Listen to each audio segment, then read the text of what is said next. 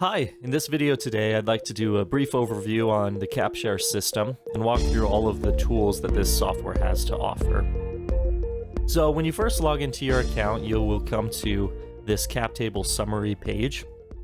So this by default is sorted by shareholder, and you can see all the shareholders on the left side here and all of the security classes along the top. Now, anything that is in light blue like this, these are all links. So if I click on any of these, it will take me to the individual shareholders page. If I click on any of these across the top, it will take me to the security level page. I can also sort this cap table by security. So if I click on the security tab here, you can see here that all of the security classes are shown here on the left. And then on the right here, we can see all of the share counts. Now down here at the bottom, we also show the equity plans, and you can see here that there's a drop down. So if I open this up, we can see exactly what's happened within the equity plan. And if I scroll down here, we can see how many shares are remaining under the plan. Up here is the menu. This is how to navigate to everything within the software. So if I click this, you'll see the menu expand from the left. You can see here that I'm under cap table, so if I wanted to navigate back to the default cap table summary listed by shareholder, I could just come to cap table summary. The next tool in here is the cap table auditor. So the cap table auditor will do a review of the information that you've provided in Capshare, and it will notify you if there's anything that it finds that may potentially be a problem point. So here on mine, you can see that there are two potential issues on this cap table. I've got some expired options and some an ISO 100K limit has been reached.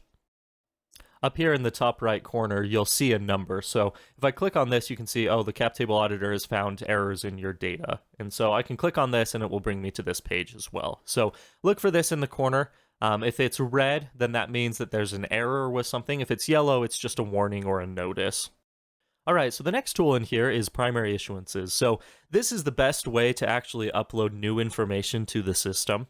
And what we've provided here is a spreadsheet-like view. You can actually interact with this like you would Excel or Google Spreadsheets or something like that. So here across the bottom, you can see different tabs of the different security types. Right now I'm on common issuances. So if I wanted to add a new common shareholder, I could just click in here and start typing the shareholder's name. And then if I hit enter, you can see in red the fields that are required in order for this to save to the Capshare system. Once you fill out these additional fields, you can see that it's pending on the left here, and then once you see a green check mark, you know that this is saved to the system. So John has now saved to the system. Now there's different information that's required depending on which security type you're looking at. For example, if I come over to convertible securities, you'll see that on the convertible securities page, we require information like principal, issue date, interest rate, and things like that. This way, we can have the information required to automatically calculate that interest within our system. Moving down to the next section, we have secondary transactions. Secondary transactions allows you to perform secondary transactions in bulk.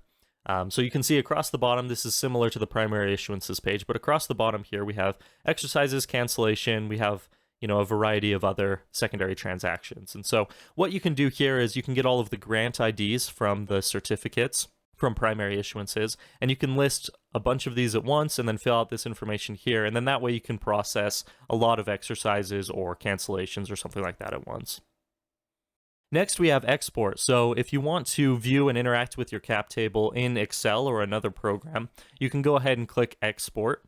And this will download everything that's within Capshare, all of your information. It'll download that and export it all to Excel.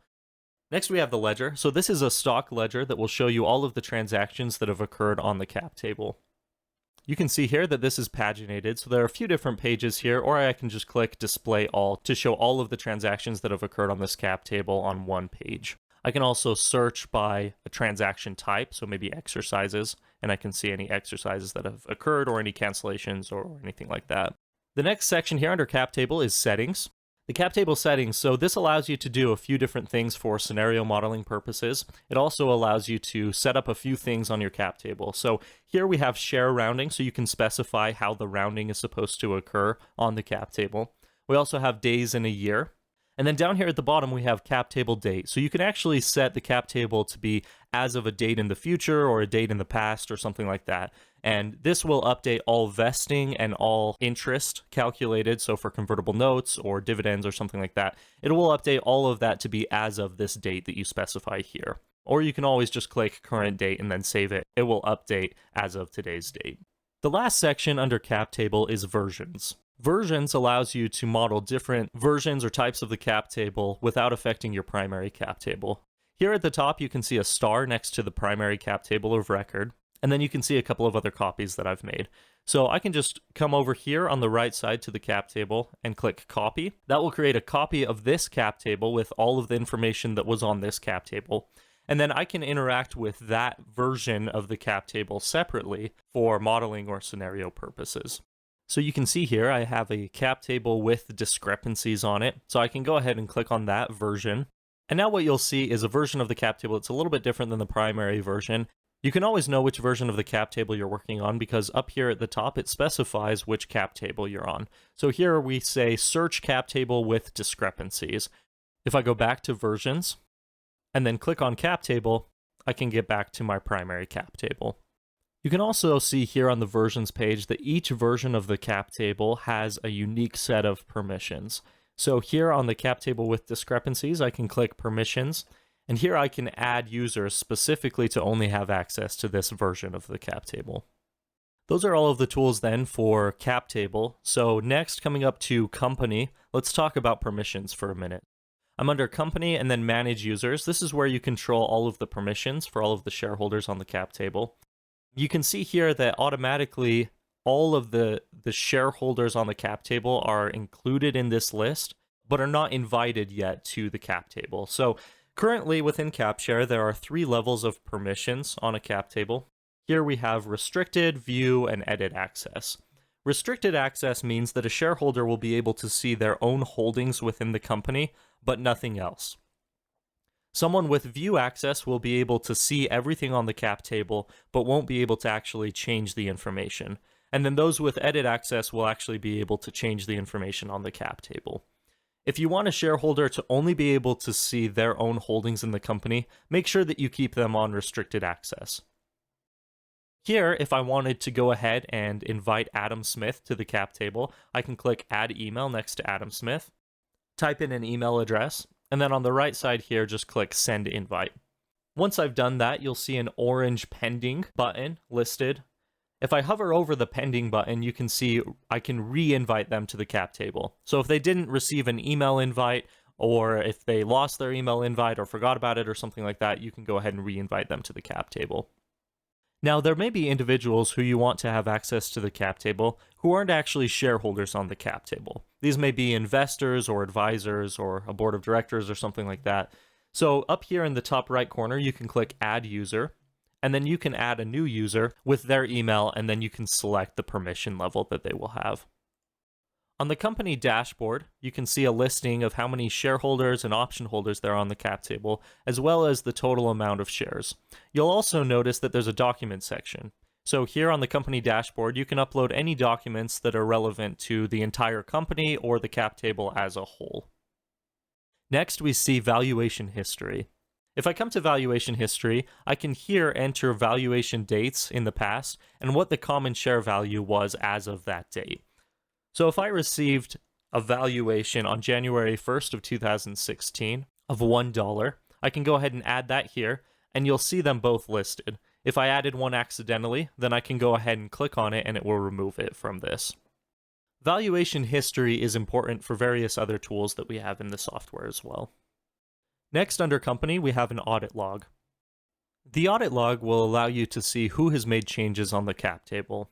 Here you can see that I've made a variety of changes on the cap table. Rory has also made some changes on this cap table, and I can go through and see all of the history of this cap table from the beginning of time.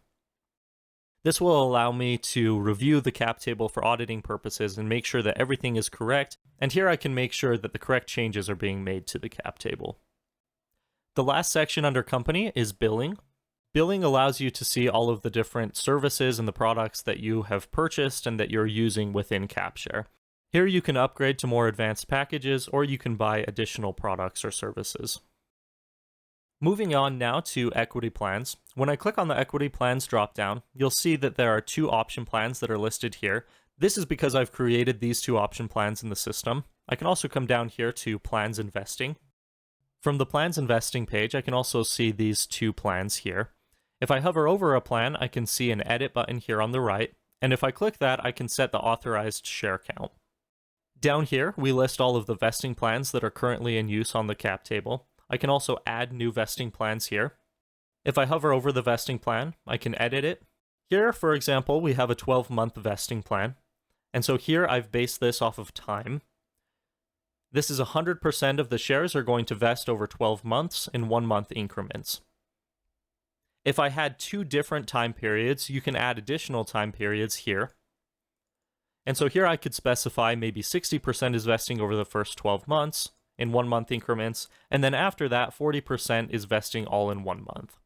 Down at the bottom, you can also add milestone-based vesting. So if I was an employee who had a goal or some sort of other milestone that I was supposed to achieve, you can list those here. So here I can write, 100% is vested upon goal achieved.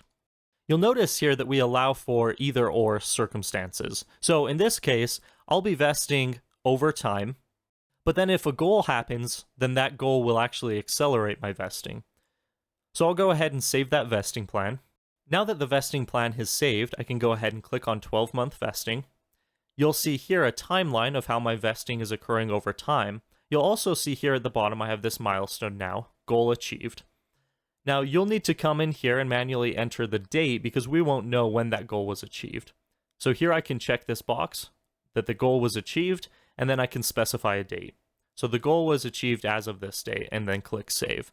Then the vesting will update according to the milestone-based vesting that I set in the plan. Now if I come to a specific option plan, you can see here shares remaining under the plan, how many shares are issued and outstanding, and how many shares were authorized from the beginning. I can also track the history of the share allocation for this plan. Here at the bottom, we have this adjustments section.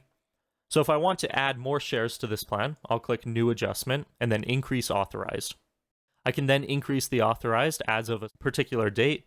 So let's do this as of March 1st, and we'll increase this option plan by 1 million shares. Now that that's done, you'll see a new shares authorized total here at the top, that it's added that 1 million shares.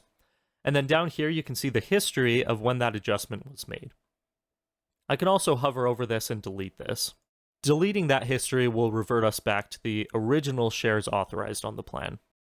Next, we have the securities section. Clicking on securities shows a list of all of the different securities that I've added to this cap table. I can also come down to securities summary and see a summarized listing of all of those different securities.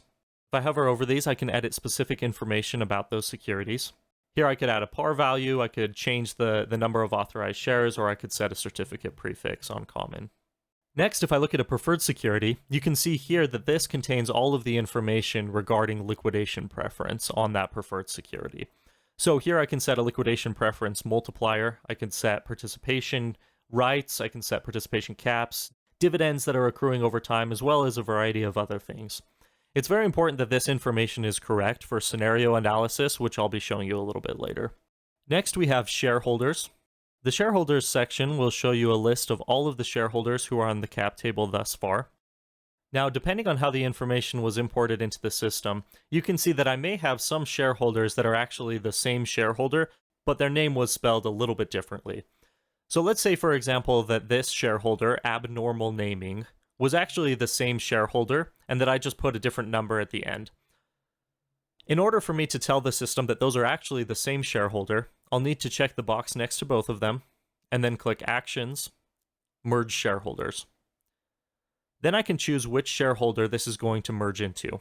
In this case, I'll choose the first shareholder, and then click Merge. That will effectively combine the two shareholders as if they had always been one shareholder.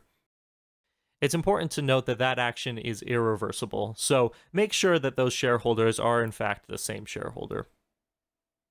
I can also do things like terminate shareholders in bulk, and I can also delete many shareholders at once. Anytime that you delete anything on the system, keep in mind that that is an irreversible action. So anytime that you click delete, we're going to have a box that pops up that says, hey, are you really sure that you want to delete this? Because this is going to be gone for good. The last section dealing with information on the cap table is convertible securities. Convertible securities are for any situation when you have a principal amount and you have an interest accrual over time. So this would include convertible notes as well as safe notes, KISS notes, and other notes as well.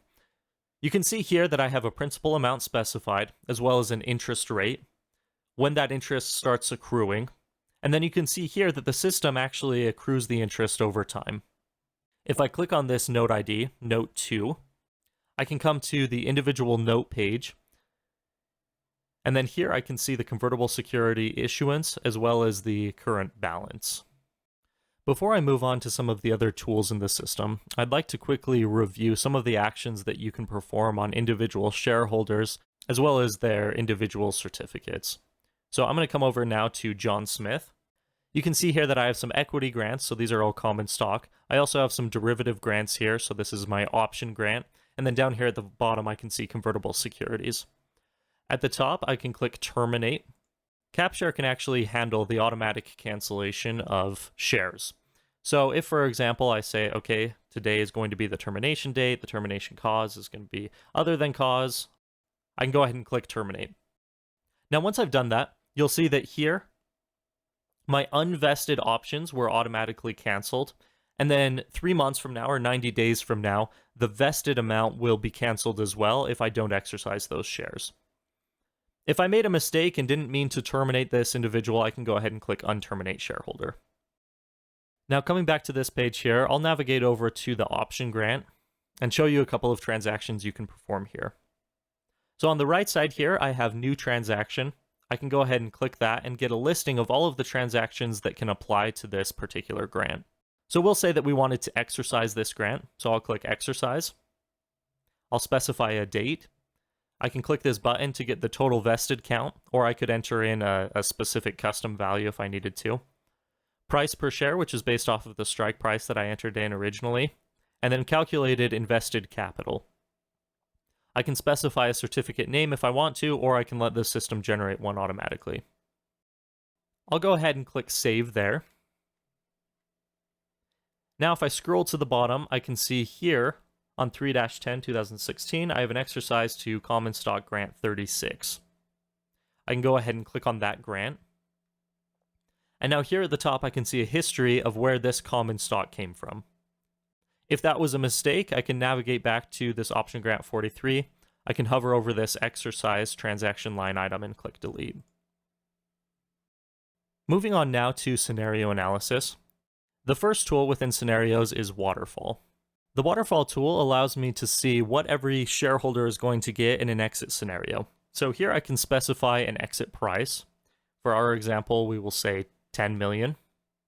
Here I could subtract out any debt or any other liabilities, and then click Update. The system will run the waterfall analysis and tell me what each individual option or shareholder is going to get in this exit distribution. I have a pie chart view here at the top that I can hover over and see different percentages and different amounts. Down here at the bottom, I see a table view, and you can sort these by values. So in this particular exit scenario, you can see that some of my preferred shareholders are actually receiving all of the value from this exit scenario, and that all of these individuals are not receiving any value. Once I've run a waterfall analysis, up here in the top right corner, I can export that analysis to Excel. I can also edit it and change the values and look at some different values here. So let's say that the value here now goes up to 100 million. In a 100 million exit scenario, you can see that a lot of the common shareholders as well as some of the option shareholders are now taking part in that exit distribution. This is where it's important to make sure that the liquidation preferences that you set on the securities area were correct. Now, if I want to take a look at the breakpoints or the underlying math or logic behind this waterfall analysis, I can come to Scenarios and then Breakpoints. Here you can see a table view listed by security, and across the top I have different breakpoints or exit prices at which the value that somebody gets in an exit distribution changes. I can hover over this to see what's happening. So in this case, you can see that at 2.4 million, Series C preferences end and Series B preferences begin. You can hover over any of these distribution amounts to see what's happening as of that distribution point. So say that I was an option holder and that my strike price was 50 cents. I could come down here to common options with a strike price of 50 cents, and then I could find the place at which I start getting value. In order for it to make sense for me as an option holder to actually exercise my options, the company would need to sell for a little over 20 million. Now, for that type of scenario analysis where you're taking a look at what the company would need to sell for in order for me or another shareholder to receive a certain amount, the best way to do that is with our other scenario tool, which is called returns analysis. Returns analysis allows me to select a specific individual. We'll select Jim Stewart for this example. And then I can choose a target type, either an X factor return on investment or a price per share. So here I could choose price per share, and I would say, all right, what does the company need to sell for in order for me, Jim Stewart, to receive $5 per share? So I could enter that in here and click update. This will run a reverse waterfall and tell me the exit value that the company would need to sell for in order for Jim Stewart to receive $5 per share. You can see here that in order for Jim to receive $5 per share, the company would have to sell for a little over 78 million. The next scenario tool is called comparisons. Comparisons allows you to compare the waterfall of two different versions of the cap table. So I can click create a comparison here, and then I can choose the versions of the cap table that I want to compare side by side. And then I can choose an exit amount. And then I can view by shareholder or security, and then I can compare returns for a particular individual. So in this case, we'll select Jim Stewart again. We'll give a name to this comparison for Jim Stewart, and then we'll go ahead and run the comparison. Once the comparison has finished processing, you can see here the different graphs that break down the values that Jim is receiving on each different version of the cap table. And then here at the top, I have a legend showing me which versions of the cap table represent which line. The last scenario tool is called financing rounds. I'll go ahead and create a new financing round called Demo New Investment Round and show you a little bit about what this tool is. So this tool allows me to see what happens in an investment round scenario where I take additional money on and my shares get diluted and my option pool changes and things like that. This allows you to take a quick glance at what taking on a new investment will actually do.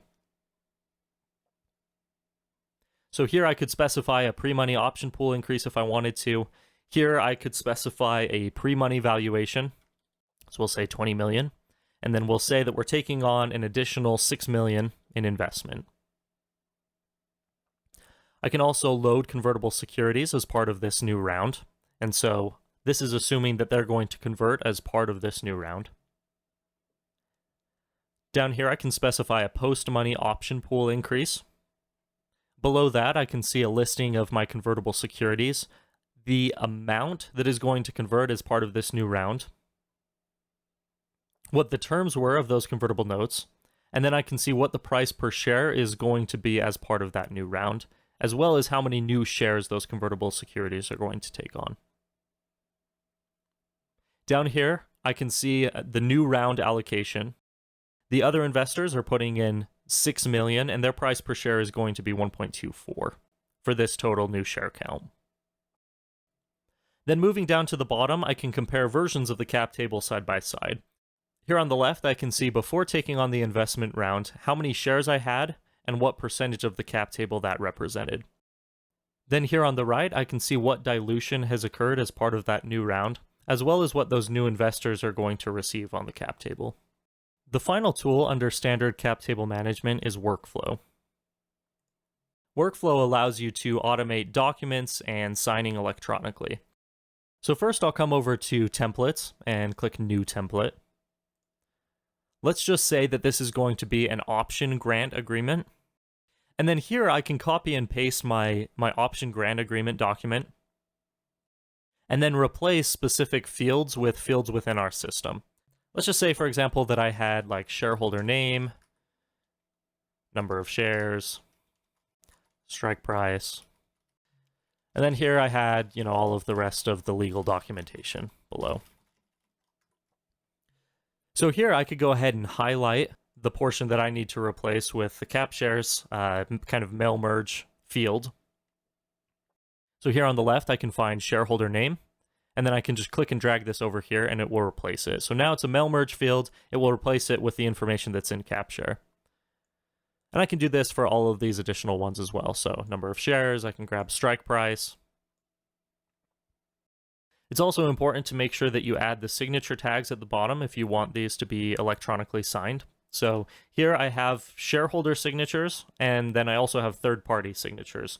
So here I'm going to add the shareholder signature, and I could add a shareholder signature date if I wanted to. Then I'm also going to add a third-party signature.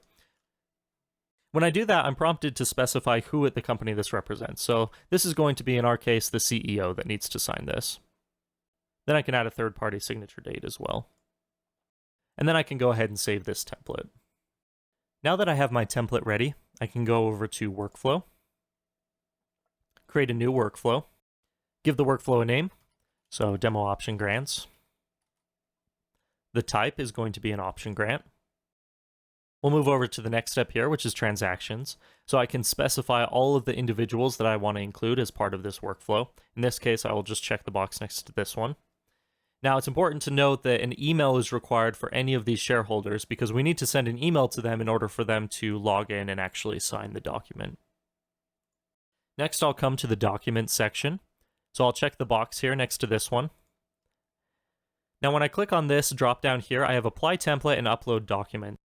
The purpose of Apply Template is to go ahead and actually use one of the templates that you've created within Capshare. That will include the mail merge fields and things like that. But in a lot of cases, you don't need the shareholder to actually sign additional documentation. So in a lot of cases, you'll have maybe an option plan agreement or additional supporting documentation that is just kind of for their information. For that purpose, you have upload documents. So you can upload any documents that they're not going to be signing. It's not going to be filled in with any sort of mail merge fields or anything like that.